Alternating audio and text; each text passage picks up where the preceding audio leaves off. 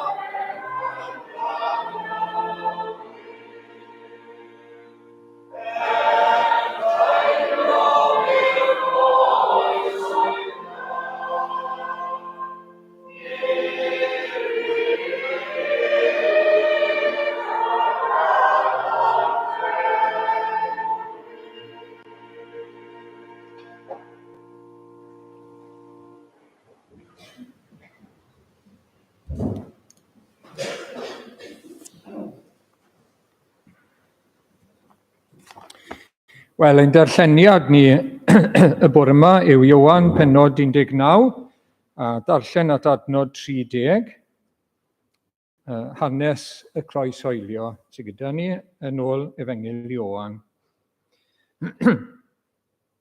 Yna cymerodd Peilat Iesu a'i fflangelli, a phlethodd y milwyr goron o ddraen a'i gosod ar ei bennydd, a rhoi mantell borffor amdano.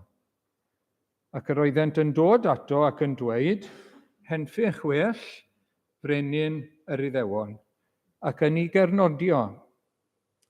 Daeth Pilat allan eto ac meddai wrthynt, edrychwch rwy'n dod ag ef allan mwyn I chi wybod nad wyf yn cael unrhyw achos yn ei erbyn. Daeth Iesu allan felly yn gwisgo'r goron draen, borffor, a dywedodd Pilat wrthynt, dyma'r dyn. Pan welodd y prif offeiriaid a'r swyddogion ef gwaeddasant croeshoelia. Cymerwch ef eich hunain a chroeshoeliwch, meddai Pilat wrthynt, oherwydd nid wyf fi'n cael achos yn ei erbyn. Atebodd yr Iddewon ef, y mae gennym ni gyfraith, ac yn ôl y gyfraith honno fe ddylai farw, oherwydd fe gwnaeth ei hun yn fadd I Iesu, o ble rwy ti'n dod? Ond ni roddodd Iesu ateb iddo. Dyma Pilat felly yn gofyn iddo, o'n I dwyt am siarad am I, o'n I wyddost fod gen I fawdurdod i'th ryddhau di, a bod gen I fawdurdod hefyd i'th groeshoelio di. Atebodd Iesu ef, ni fyddai gennyt ddim awdurdod arna fi, ond I bai ei fod wedi ei roi I ti, o ddichod. Gan hynny y mae'r hwn am trosglwyddodd I ti yn euog o bechod mwy. O hyn allan, ceisiodd Pilat ei ryddhau ef, ond gweiddodd yr Iddewon, os wyt yn ryddhau'r dyn hwn, nid wyt yn gyfaill I Gesar. Y mae pob un sy'n ei wneud ei hun yn frenin yn gwrthryfela yn erbyn Cesar. Pan glywodd Pilat y geiriau hyn, daeth ei Iesu allan ac eisteddodd ar y brawdle, lle barn yw hwnna, yn y lle a elwir y palmant, yn iaith yr Iddewon Gabatha, dydd paratoad y Pasg oedd hi, tua hanner dydd, a dywedodd Pilat wrth yr Iddewon, dyma eich brenin. Gwaeddasant hwythau, ymaith ag ef, croeshoelia ef. Meddai Pilat wrthynt, a wyf I groeshoelio eich brenin chwi? Atebodd y prif offeiriaid, nid oes gennym frenin, ond Cesar. Yna traddododd Pilat Iesu iddynt i'w groeshoelio. Felly cymerasant Iesu, ac aeth allan gan gario ei groes ei hun i'r man a elwir lle penglog, yn iaith yr Iddewon fe'i gelwir Golgotha, yna croeshoeliasant ef, a dau arall gydag ef, un ar bob ochr a Iesu yn y canol. Ysgrifennodd Pilat deitl a'i osod ar y groes, dyma'r hyn a ysgrifennwyd, Iesu o Nazareth, brenin yr Iddewon. Darllenodd llawer o'r Iddewon y teitl hwn oherwydd yr oedd y fan lle croeshoeliwyd Iesu yn agos i'r ddinas. Roedd y teitl wedi ei ysgrifennu yn iaith yr Iddewon ac mewn Lladin a Groeg. Yna meddai prif offeiriaid yr Iddewon wrth Pilat, paid ag ysgrifennu brenin yr Iddewon, ond yn hytrach dywedodd ef brenin yr Iddewon o'i fi. Atebodd Pilat, yr hyn a ysgrifennais. Wedi iddynt groeshoelio Iesu, cymerodd y milwyr ei ddillad ef, a'i rhannu'n bedair rhan, un I bob milwr. Cymerasant ei grys hefyd, a roedd hwn yn ddiwniad wedi pen yn un darn. Peidiwn a'i rhwygo hi, meddai'r milwyr wrth ei gilydd, gadewch I ni fwrw coelbren amdani, I benderfynu pwy gaiff hi. Felly, cyflawnwyd yr ysgrythyr sy'n dweud, rhanasant fy nillad yn ei misg, a bwrw coelbren ar fy ngwisg. Felly y gwnaeth y milwyr. Ond yn ymyl croes Iesu, roedd ei fam ef yn sefyll gyda'i chwaer, Mair gwraig Clopas a Mair Magdalen. Pan welodd Iesu ei fam felly a'r disgybl yr oedd yn ei garu yn sefyll yn ei hymyl, meddai wrth ei fam, wraig, dyma dy fab di. Yna dywedodd wrth y disgybl, dyma dy fam di. Ac o'r awr honno cymerodd y disgybl hi I mewn i'w gartref. Ar ôl hyn, yr oedd Iesu'n gwybod bod pob peth bellach wedi ei orffen, ac mwyn i'r ysgrythyr gael ei chyflawni, dywedodd y mae arnaf syched.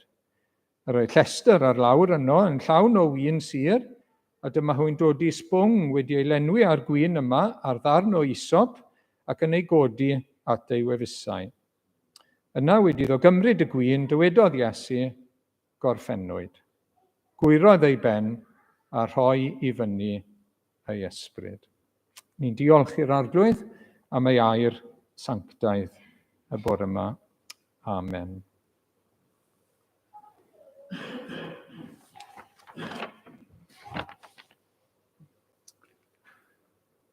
Reit, wel, mae'n neis gweld rhai o'r plant gyda ni bore yma. Ni wedi cael clwb plant yn ystod yr wythnos, a llawer o blant wedi bod gyda ni, ac mae chydig gyda ni bore yma. Felly, mae rhaid i ni gael pos bach ar gyfer y plant. Maen nhw wedi cael rai anodd iawn yn ystod yr wythnos, ond gawn ni weld os gallan nhw ymdopi ar rhain, a falle gawn nhw help hefyd.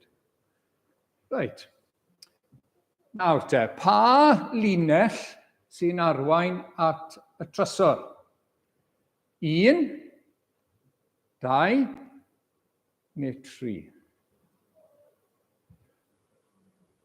Rhoi amser i chi. A chi hefyd. Chi wedi penderfynu? Sori? 1 chi'n meddwl. Rwy'n yn meddwl y wahanol? Sneb yn dweud dim byd, gawn ni weld te. Da iawn, da iawn. Arferchog. Wel, oedd hwnna reit hawdd. Gawn ni'n arall nawr te. A mae'n ddewis o 4 tro yma. Felly, rhif 1, 2, 3 neu 4 sy'n arwain at y trysor.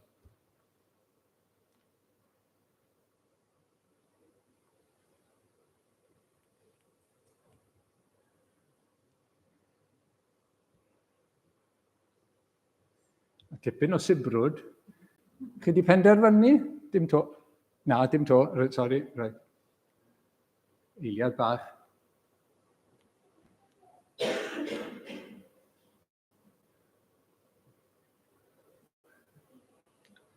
Sori? 1 eto. Wel, pwy fydd yn meddwl yna? Gan i weld? Chi'n iawn. Da iawn. Da iawn. Felly, rhwng y môr leidr fyna, a'r llong oedd y llall, a'r trysor, dim ond 1 llinell oedd yn neud y cysylltiad. 1 llinell oedd yn mynd o'r person i'r trysor.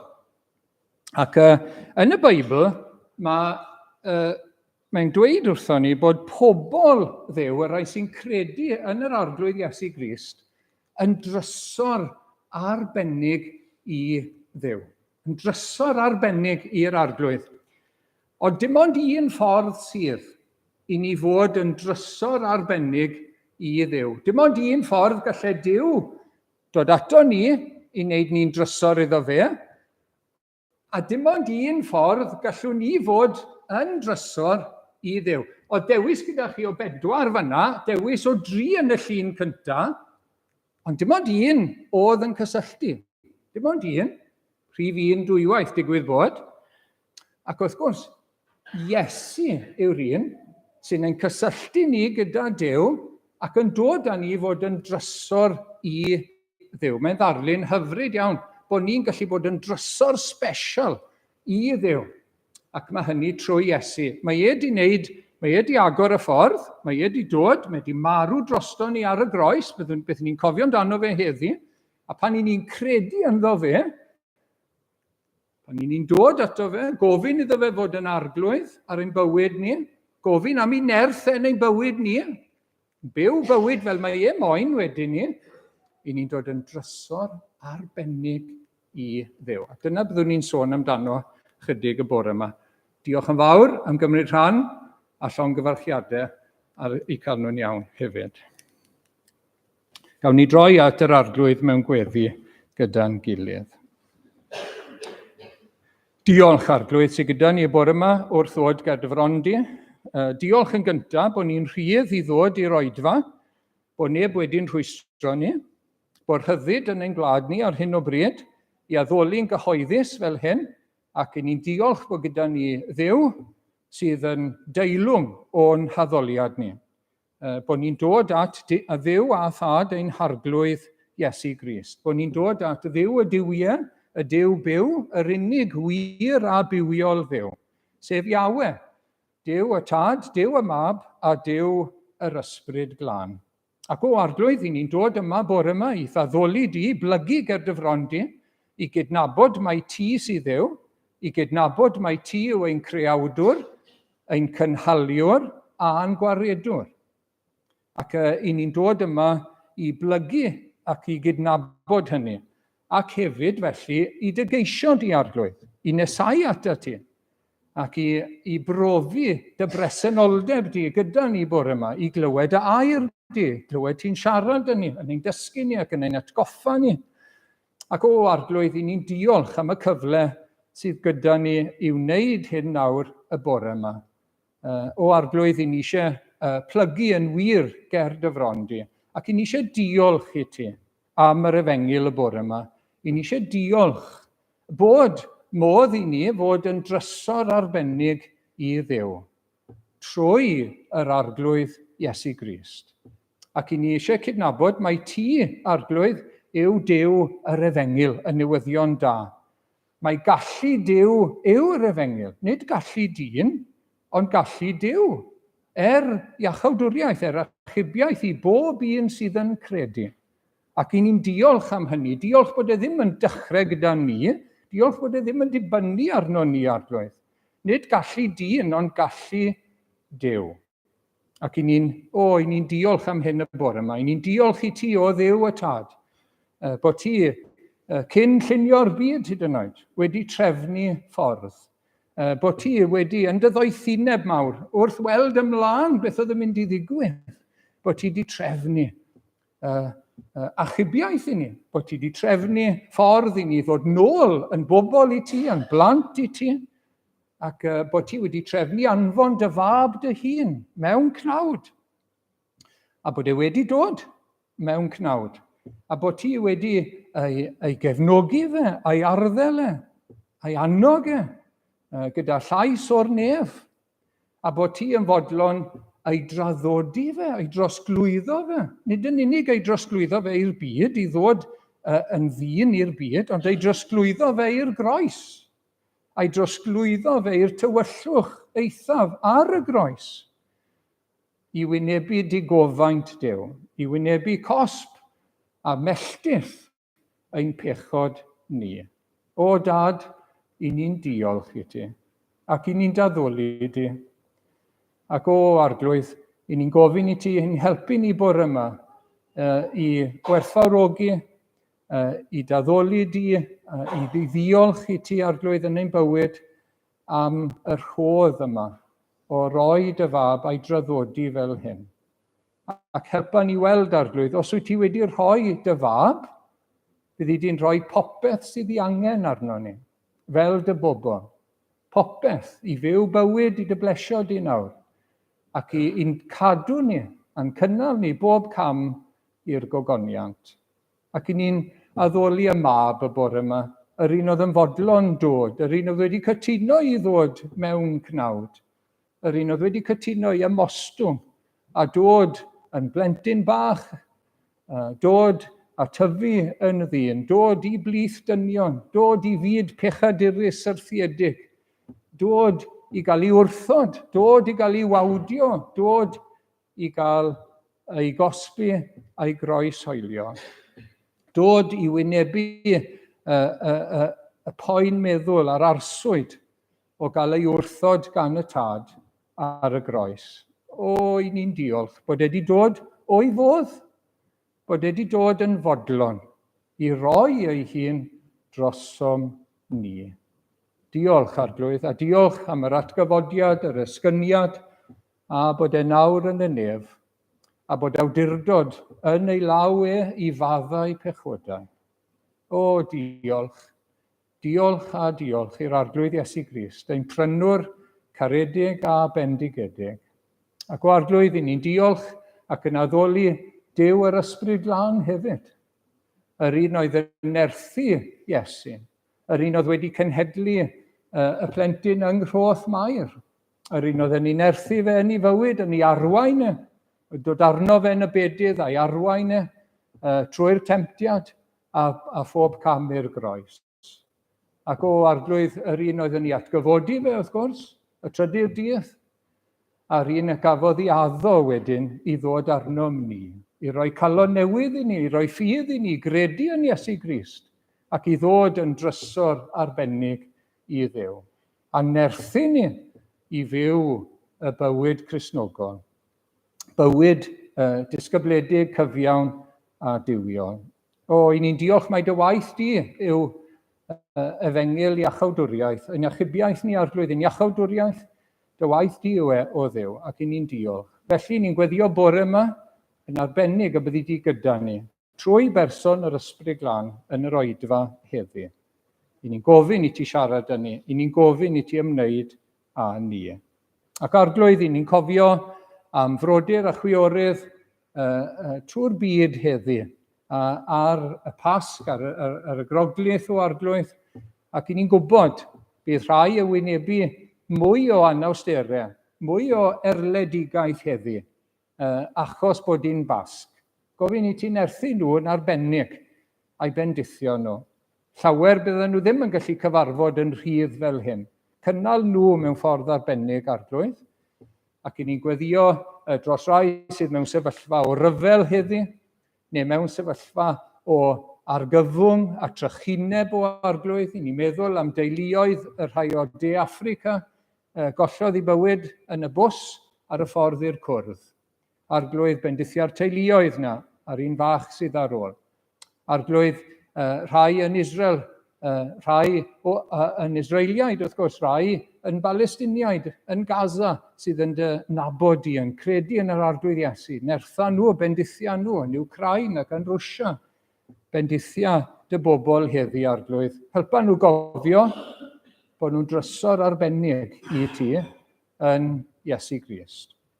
Ac o arglwydd i ni'n gweddio y bydd ffrwyth y groes, ffrwyth yr efengyl i weld i raddau mwy a mwy yn ein bywydau ni. I ni'n gweddio am hynny arglwydd y bydd yn bywyd ni yn addurn i athrawiaeth yr efengyl. Ac ni'n gweddio dros waith yr eglwys hon arglwydd ac eglwysi eraill wrth gwrs, ond y gwaith sydd wedi bod wythnos yma yn y clwb a'r penwythnos i ddod, i ni'n gweddio dyfendith ar y gwaith. I ni'n gweddio dros y plant y fi yma, i teuluoedd bendithia nhw arglwydd, a'n dyhead ni yw bod nhw'n dod i gredu yn Iesu Grist. Bod nhw'n dod i nabod yr arglwydd Iesu fel eu ceidwad nhw a cael bywyd tragwyddol i ddod yn drysor priodol i ti. Bendithia nhw a'i teuluoedd arglwydd a'r oedfawon sydd i ddod. Trigar haf wrthon ni yn ein dydd ni, yn ein gwlad ni arglwydd. Ni'n gofyn i ti fywhau y gwaith yng nghanol y blynyddoedd, gofyn ti nerthu ni fod yn ffyddlon i ti, ac ni'n gofyn am dywalliad o'r Ysbryd Glân eto arglwydd, fel bod yr efengyl eto'n ennill tir, fel bod y deyrnas di yn symud ymlaen yn ein dyddiau ni. A diolch arglwydd bod ni'n disgwyl yr arglwydd Iesu i ddod eto yr ail waith. Diolch y bydd e'n dod gyda'r cymylau mewn gogoniant a phob llygad yn ei weld, yn dod fel barnwr a brenin, yn dod i gasglu ei bobl, yn dod i'n harwain ni i nefoedd newydd a deiar newydd. Lle na fydd unrhyw bechod o gwbl, na phoen, na sgil effeithiau pechod. Ac y cawn ni fod yna yng nghwmni yr oen a laddwyd troso ni, a sydd eto'n fyw, a bod yn debyg iddo i bob tragwyddoldeb. Derbyn ein diolch nawr arglwydd. Ni'n cofio am y rhai sy'n methu bod gyda ni oherwydd gwendid a llesgedd, rhai sydd yn galaru, rhai sydd yn yr ysbyty, rhai sydd gartre. Cynnal nhw i ni'n gweddio a derbyn ni ac arwain ni nawr. Yn enw ac yn haeddiant Iesu Grist. Amen.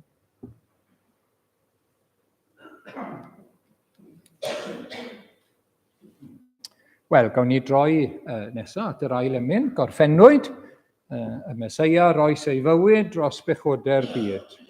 Mae rhyddid cyflawn trwy ei waed, cyflawnwyd diben aber.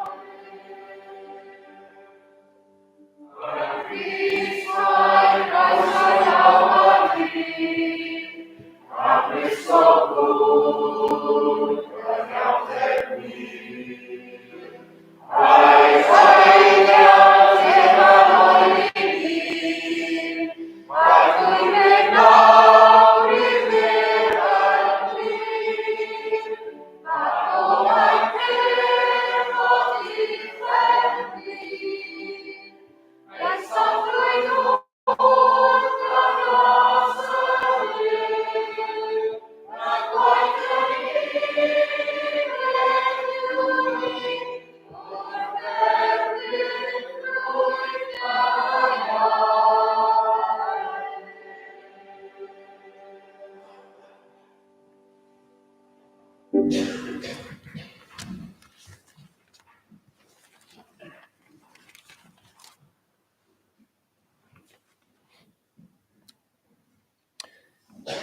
mae'r testun bore yma yn dod o lyfr Titus, pennod 2, ac adnod 11 i 14.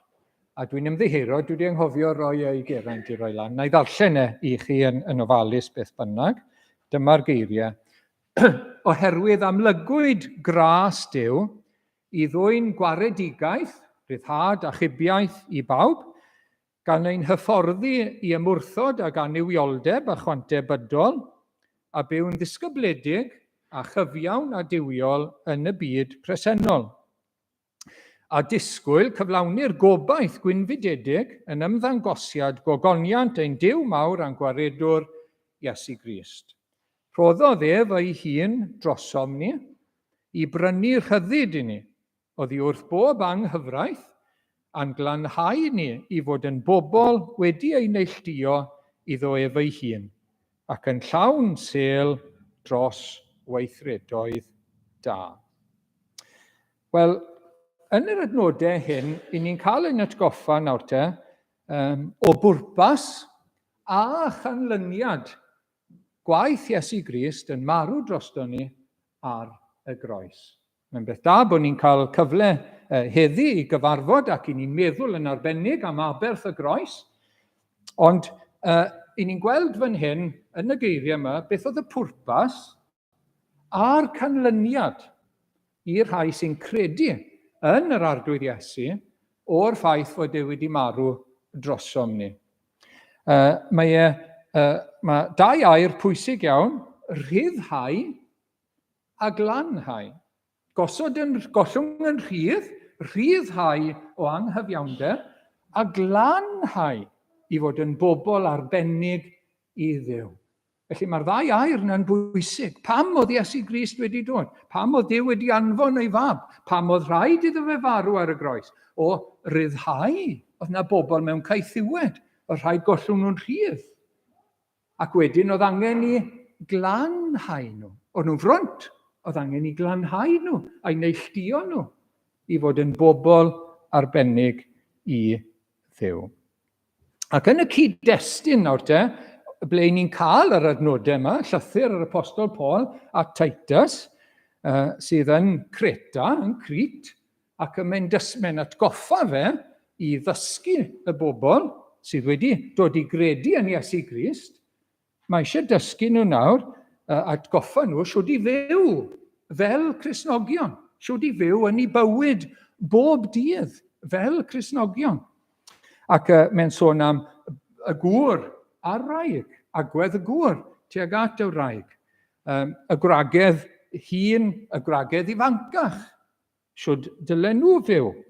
Wedyn, mae'n sôn am y ceithwas, bywyd anodd iawn, bywyd y ceithwas, y gweision a'r caethweision, sut dylen nhw fyw yn ei bywyd yn nhw.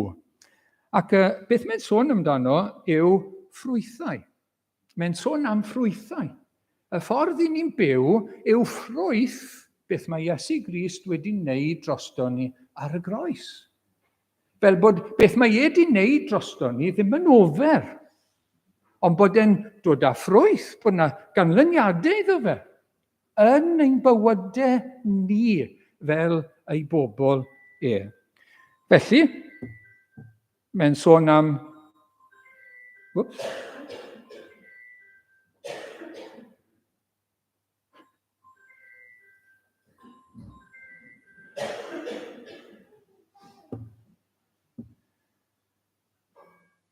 Mae di mynd, na fe.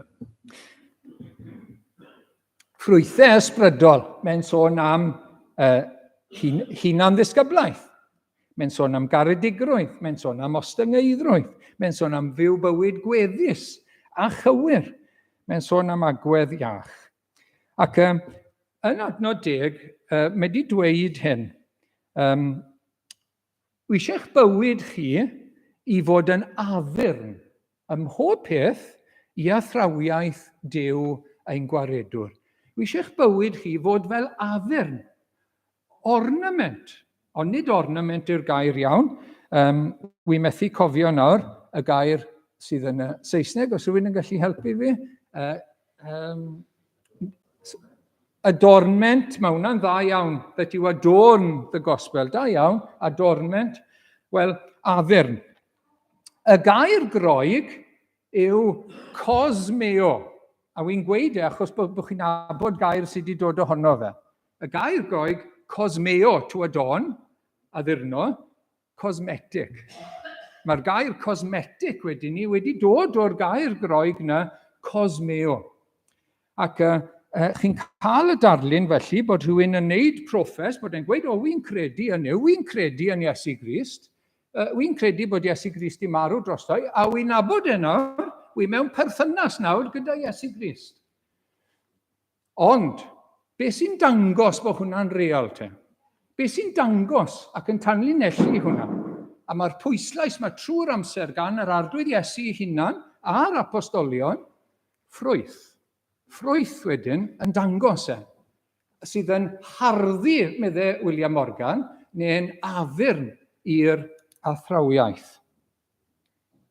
Ac mae sleid bach dyn ni'n dod lan nawr te.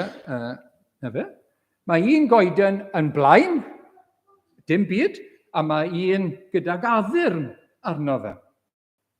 Yn y sleid nesaf, o'n i stryglo fan hyn, ond dim ot. Mae'r stafell yn blaen, ond wedyn chi'n cael darlun o beth all fod. Chi'n gweld? Gyda tyme bach o liw paint, gyda goliadau neis, a bydd celfi yn dod mewn i'r stafell. Bydd e wedi ei addurno wedyn ni. Yn lle bod e'n foel ac yn wag, bydd e wedi cael ei addurno, bydd e'n cael ei harddu. Ac dyna beth yw bywyd, wrth gwrs, y Cristion i fod. Nid just proffes blaen sy'n dweud geiriau, sy'n dweud wy'n credu yn Iesu Grist. Wy'n caru'r arglwydd Iesu, ond beth am ein bywyd ni? Beth am ein bywyd ni fel Cristnogion? Ac yn adnod 12, mae'n dweud hyn. Amlygwyd gras Duw i ddwyn gwaredigaeth i bawb. Mae gras Duw wedi dod nawr. Diolch yn fawr, Geraint. Adnod 12 ac 11, amlygwyd gras Duw i ddwyn gwaredigaeth i bawb, gan ein hyfforddi ymwrthod ag anniwioldeb a chwantau bydol, a byw yn dyma chi 3 gair, disgybledig, cyfiawn a diwiol yn y byd presennol. Pam mae Duw wedi rhoi achubiaeth i ni? Pam mae Duw wedi anfon ei fab i'r byd? Pam? I ni gael byw bywyd, disgybledig, cyfiawn a diwiol. A wedyn 13, a disgwyl cyflawni'r gobaith gwynfydedig yn ymddangosiad gogoniant ein Duw mawr a'n gwaredwr Iesu Grist. So, mae yna rhyw ffordd o fyw nawr. A mae'r 3 gair mae'n bwysig, disgybledig, cyfiawn a diwiol. Mae'r Efengil yn dod â help i ni, mae'n dod â nerth i ni, i fyw bywyd gwahanol i beth o'n ni'n byw o'r blaen. Disgybledig, bod ni'n disgyblu yr hunan. Nid yr hunan yma sy'n reoli popeth, beth dwi'n moyn, beth dwi'n gweld sy'n iawn, beth dwi'n meddwl sydd yn iawn ac yn gyfiawn, beth dwi'n meddwl dylen ni gael. Na, bod ni'n disgyblu yr hunan, yn hytrach bod ni'n byw bywyd cyfiawn. Hynny yw beth sy'n iawn yng ngolwg Duw. Beth mae e'n dweud sydd yn iawn? A wedyn ni, diwiol. Bywyd i garu Duw, a flesio Duw, bywyd Duw ganolog. Pam mae Iesu Grist wedi marw ar y groes? I gael pobl sydd fel hyn. Pobl sydd yn drysor arbennig iddo fe. Maen nhw'n byw fel yna nawr, ac wedyn maen nhw'n disgwyl rhywbeth arall. Maen nhw'n disgwyl am y gobaith gwynfydedig sydd i ddod. Oherwydd, bod nhw'n gwybod bod nhw wedi cael maddeuant am eu pechodau, trwy aberth Iesu Grist ar y groes. Maen nhw wedi cael ei ryddhau o gaethiwed pechod. Mae'r awydd yma i fyw bywyd diwiol a sanctaeth. Ond dyn nhw ddim wedi cyrraedd eto, wrth gwrs. A maen nhw'n edrych ymlaen at Iesu Grist yn dod nôl a cael bod gydag e, a cael bod yn debyg iddo fe, heb unrhyw bechod o gwbl, mewn nef newydd a deiar newydd. A mae hynny yn golygu mai nid ofer oedd marwolaeth Iesu Grist drosom ni. Ac felly, gadewch i ni ddod nôl nawr te, beth mae wedi wneud i roi i ni fywyd newydd, i roi i ni obaith y bywyd tragwyddol. Yn gyntaf, mae e wedi ein ryddhau ni. Ac adnod 14, wrth gwrs, i ni'n canolbwyntio arno, rhoddodd ef ei hun drosom ni i brynu rhyddid i ni. Na fe? I brynu rhyddid i ni oddi wrth bob anghyfraith.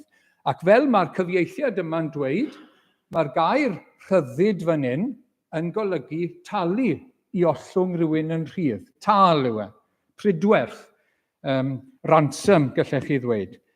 Chi'n cofio geiriau yr arglwydd Iesu yn y sleid nesaf o Marc pennod 10, oherwydd mab y dyn yntau, ni ddaeth i gael ei wasanaethu, ond i wasanaethu. Pam daeth Iesu Grist i'r byd? I fod yn was. I'n gwasanaethu ni. Allwn ni byth ei wasanaethu fe, nes i fod e wedi'n gwasanaethu ni. Mae'n hollol amhosibl. Mae rhaid iddo fe fod yn waredwr i ni, cyn allwn ni fod yn weision iddo fe. A mae wedi dod i roi ei einioes yn brydwerth. Mae'n rhoi ei fywyd, medde fe, yn dal i ni gael mynd yn rhydd.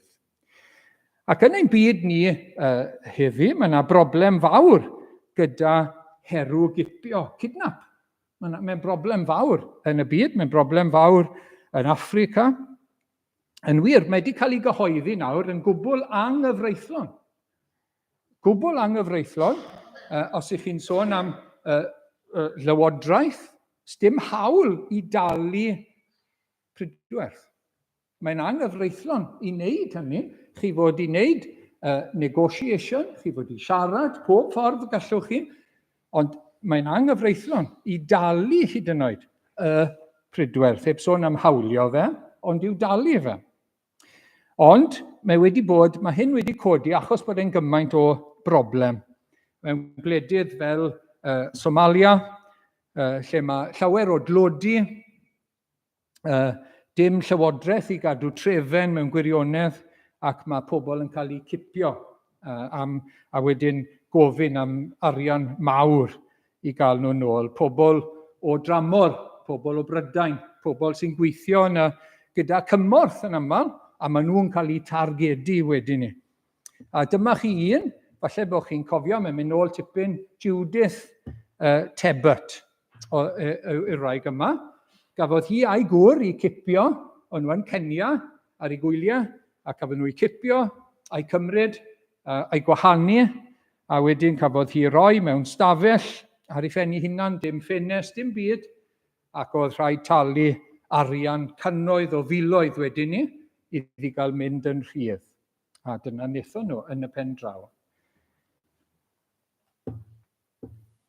A y cyfartaledd, beth oedd pobl yn gofyn, oedd rhyw 300-400,000 i ollwng pobl yn arian mawr, yn cael ei ofyn a'i hawlio. Wel, beth nath Iesu Grist ar y groes? Ei roi ei hunan. Ei roi ei hunan. Nid roi arian mawr, nid roi neges na chyngor, nac esiampl gyntaf, nage. Rhoi ei hunan nath e, rhoi ei waed nath e ar y groes,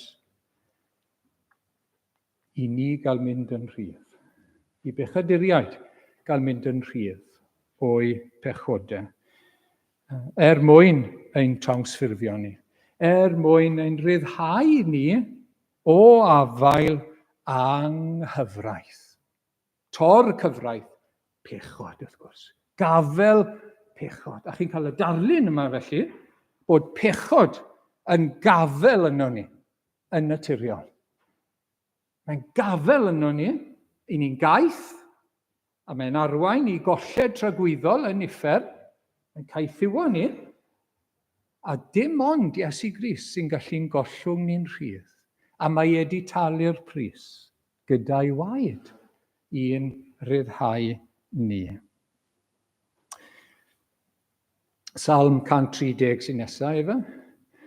Ef sydd yn gwaredu Israel oddi wrth ei holl gamweddau. Pwy sy'n neud y gwaith o ryddhau? Pwy sy'n neud y gwaith o dalu? Pwy sy'n neud e? Fe. Wi eisiau pwysleisio hwnna nawr. Pwy sy'n gallu'n ryddhau ni o afael pechod? Pwy sy'n wedi dod i ddileu pechod a'n gollwng ni'n rhydd? Pwy sy'n gallu neud i? Pwy oedd yn fodlon? Fe. Dyw sy'n wedi trefnu a mab Dyw sy'n wedi dod i dalu'r pris. Gyda Judith Tebet, oedd y teulu wedi llwyddo i godi'r arian iddi gael mynd yn rhydd. Ond pwy sydd wedi talu? Pwy allai dalu i ni gael mynd yn rhydd o'n pechod te? Pwy allai dalu? Pwy allai fforddio fe? Pwy allai fyw yn lan ac yn sanctaeth? Pwy allai wynebu y cosb i ni'n haeddu yn ein lle ni? Neb. Doedd dim ond un yn ddigon da i dalu prydwerth dyn. Dim ond un. Y Duw ddyn, yr arglwydd Iesu Grist.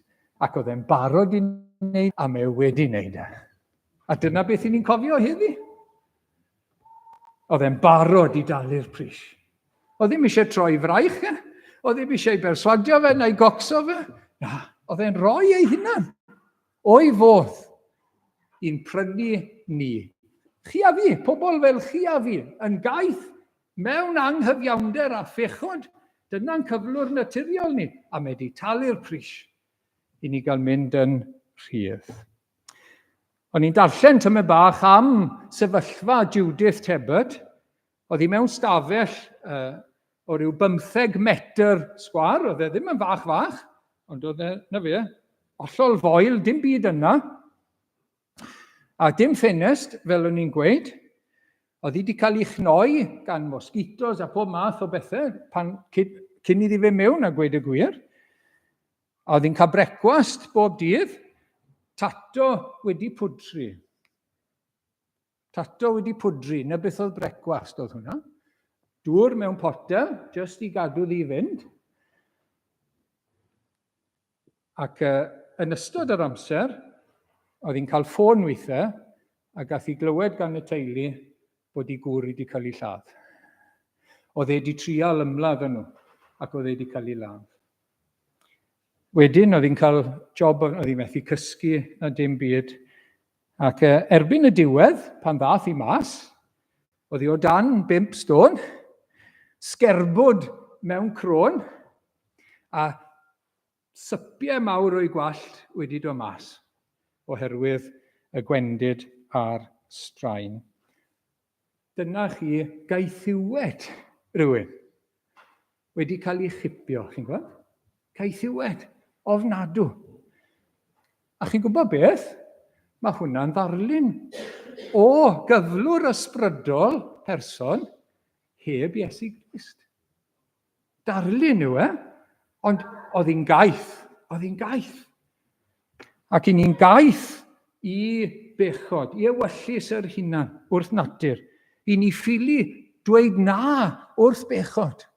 I ni ffili codi, i garu Duw, a'n holl galon, a'n holl enaid, a caru'n cymaint. I ni ffili wneud e. I ni'n gaeth i bechod, i fethiant, i garu Duw. Methiant i garu'n gilydd. Methiant. Dyna natur dyn. Dyna caethiwed dyn. Mae'n bwysig bod ni'n gweld e. Diolch byd i wneud â faint o arian sy'n ni yn y banc. Diolch byd i wneud â'n amgylchiadau allanol. Rhywbeth ysbrydol yw hwn nawr yn y galon. I ni ddim yn nabod Duw, i ni wedi cael ein cau off oddi wrtho fe, ac i ni methu weld e, methu nabod e, methu ei blesio fe. Dyna'n cyflwr ni, ac i ni wynebu carchar tragwyddol. Mae'n ddifrifol, mae'n gyflwr difrifol. Dyna pam mae Duw wedi anfon ei fab i farw drosto ni. I ni gael mynd yn rhydd. Achos bod yna'n caru ni. Ac felly, ni wedi cael ein rhyddhau.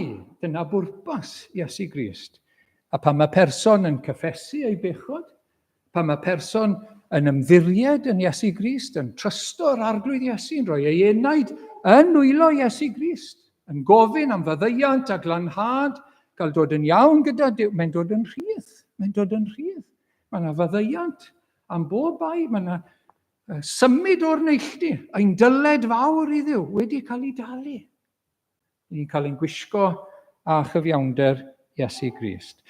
I fod yn lan. I beth i ni wedi cael ein rhyddhau felly? Dychmygwch se Judith Tebet yn dweud, wel, chi bod beth, wy hanner ffansi mynd nôl i'r stafell na.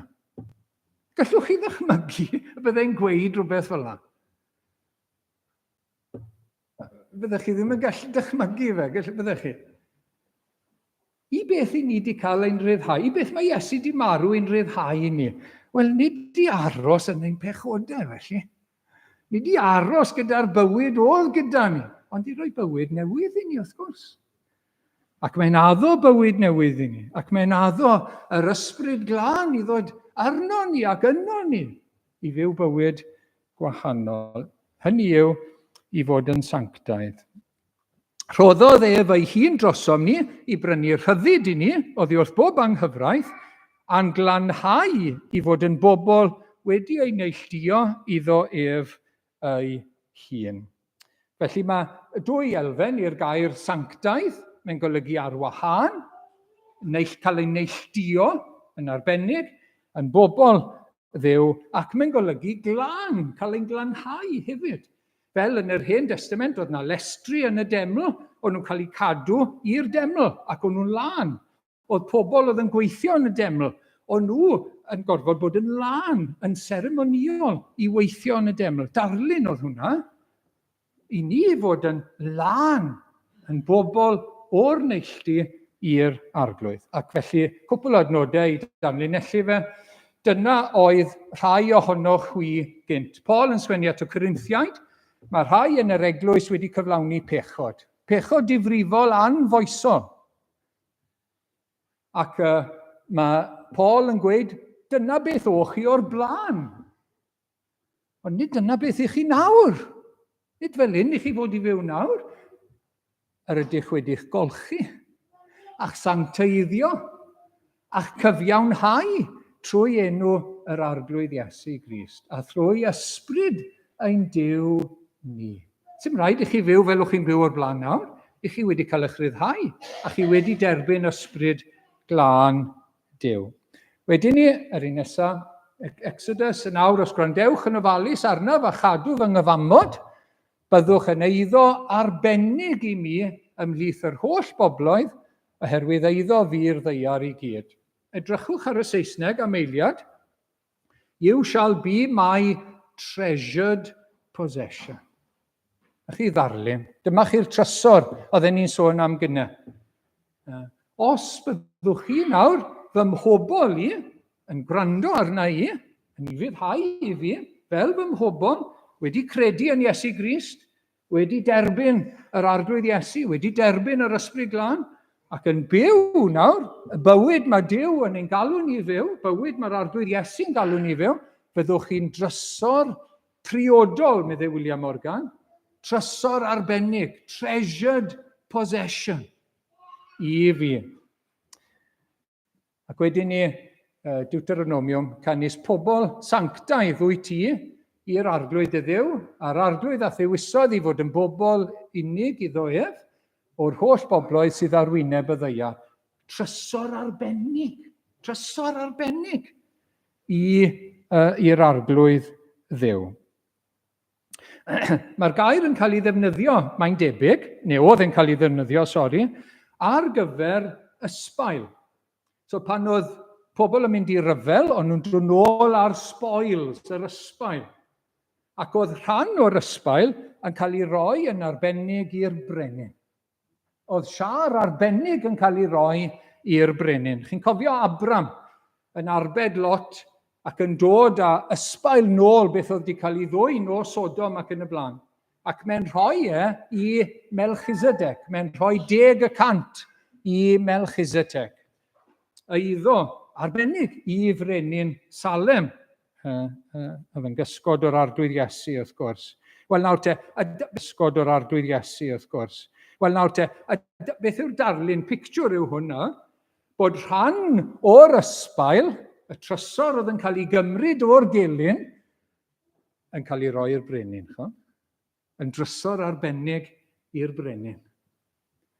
A dyma'r darlun bod Iesu Grist wedi mynd i frwydr yn erbyn Satan, yn erbyn pechod ar y groes, wedi talu pris ein pechod ni, a'n ryddhau ni nawr, ni yw'r ysbail.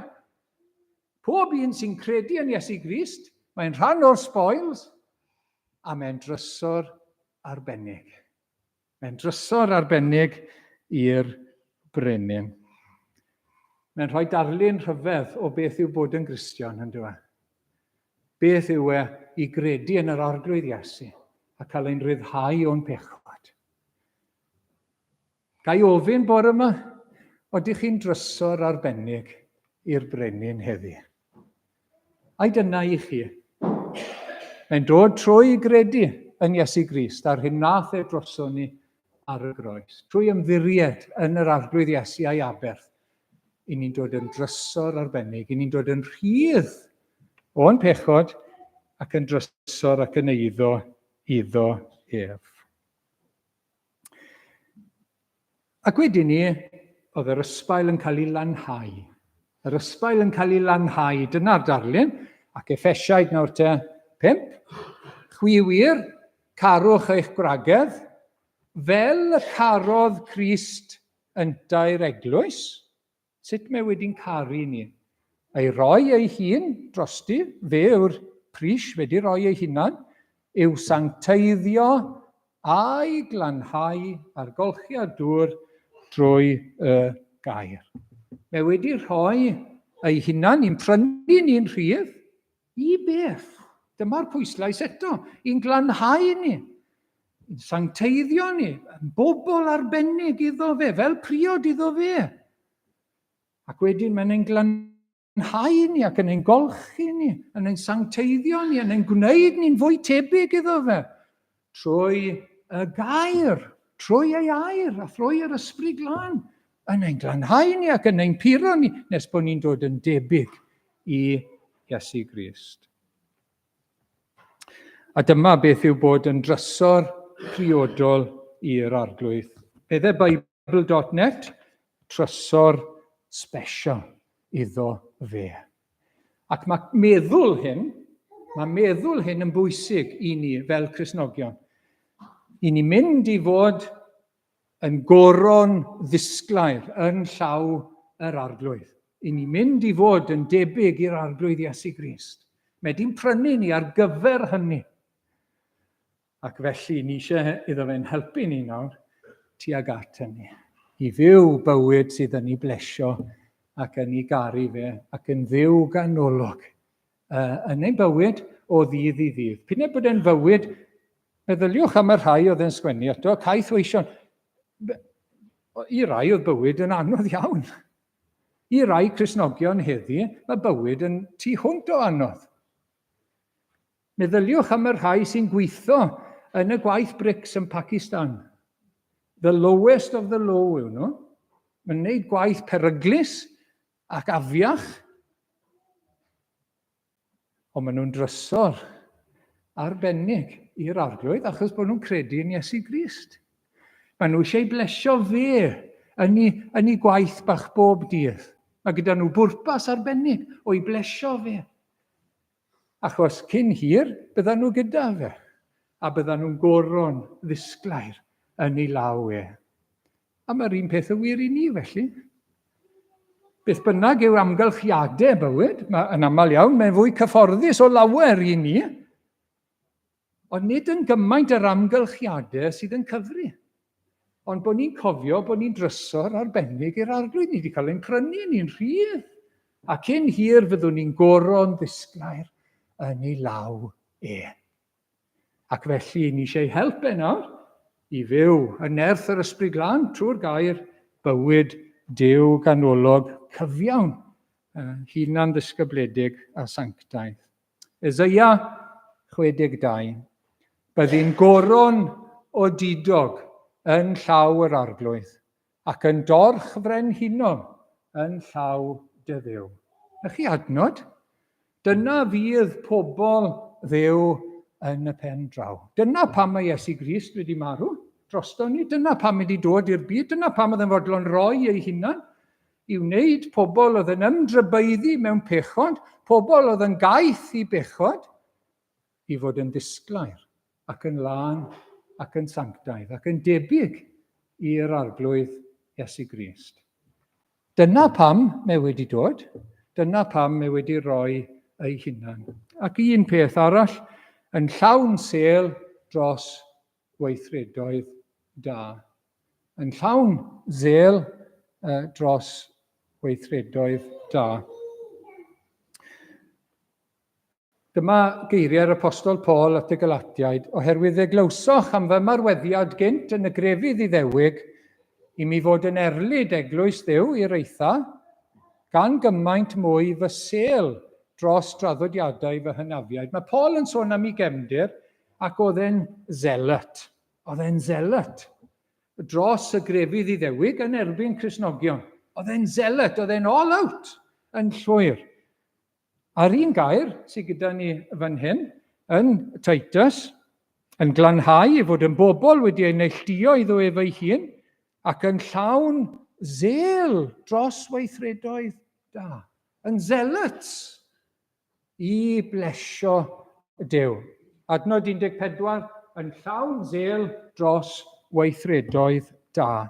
Yn llawn sêl i fyddhau i'r arglwydd. Yn llawn sêl i lynu wrth Iesu Grist, yn llawn sêl i ddweud am Iesu Grist, yn llawn sêl dros unrhyw beth mae e'n dweud sydd yn dda i ni wneud, yn selog, yn zealot.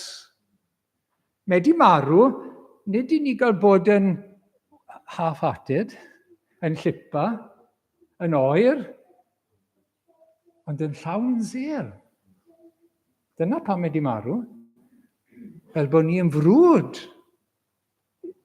i fyw ei glod, i'w blesio fe, ei wasanaethu fe, i fod yn dystion iddo fe, i lynu wrtho fe, i fwydo arno fe, yn llawn sêl dros weithredoedd da. Ac wrth gwrs mae hynny'n dod nôl i beth mae Paul wedi bod yn dweud nawr wrth Titus i atgoffa'r bobl bywyd disgybledig, hunan ddisgyblaeth, bywyd cyfiawn a bywyd diwiol.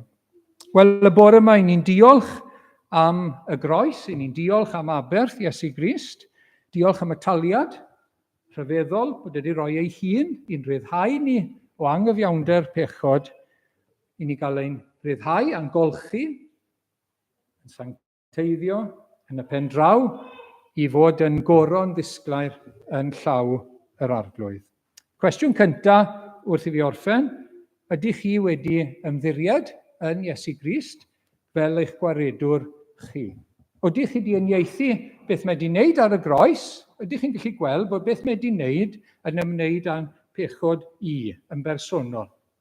Mae wedi talu i fi gael mynd yn rhydd, i fi gael maddeuant llawn, ac i ddod yn blentyn i Dduw ac yn drysor arbennig i Dduw. Ydych chi wedi credu, ydych chi wedi ymateb i hynny trwy gyffesu eich pechod a pwyso ar Iesu Grist, a derbyn, croesawu Iesu Grist yn waredwr ac yn arglwydd eich bywyd chi. Mae hwnna yn allweddol bwysig bod chi'n wneud hynny heddi i ddod yn iawn gyda Duw. Ac i rai sydd yn Gristnogion yma yn barod, diolch am gael ein atgoffa bore yma am y taliad, am y prydwerth, beth mae Iesu Grist wedi wneud drosom ni. Diolch am gael ein atgoffa hefyd o'r pwrpas. I'n ryddhau ni a'n glanhau ni. Yn glanhau ni, i'n gwneud ni'n sanctaidd.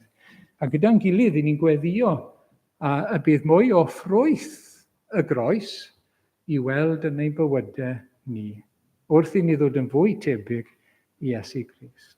Mwyn i enw. Amen. Gawn ni droi at yr emyn ola gyda'n gilydd, llais hyfryd tra dras sy'n gweiddi dihangfa, yng nghlwyfau mab Duw bechadur mai noddfa.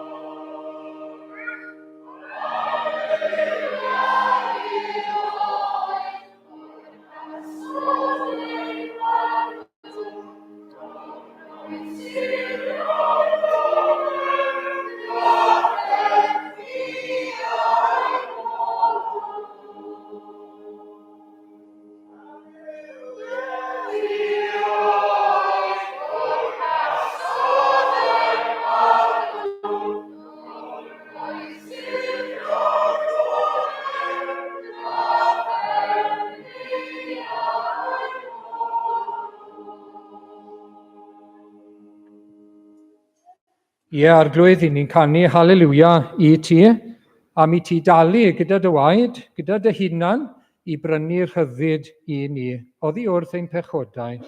O, diolch, i ni gael bod yn bobl arbennig i ti ac yn drysor arbennig.